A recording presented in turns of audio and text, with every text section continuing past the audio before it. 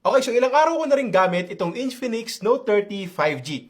Andito yung SIM card ko at sa video na to, pag-uusapan natin kung panalo nga ba to para sa presyo. Okay, so umpisahan agad natin sa performance. MediaTek Dimensity 6080 ang gamit nating chipset dito. At again, kaya niyang makipagsabayan sa Snapdragon 695 na ginagamit sa ibang mga phones na nasa 15K na. Tapos sa aktual na paggamit ko naman, hindi rin ako nakulangan. Wala akong naging problema sa mga day-to-day apps. Pag nag-Facebook ako, swabe naman. Pag nag-Shopee ako, Lazada, Foodpanda, GCash, mga ganon, yung mga apps na madalas kong ginagamit, walang problema. Tapos kapag naglalaro naman ako ng games, very satisfied din ako.